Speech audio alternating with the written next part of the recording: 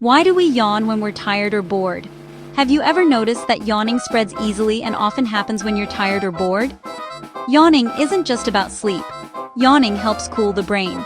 When your brain temperature rises, a deep yawn brings in cooler air and increases blood flow, helping the brain stay alert.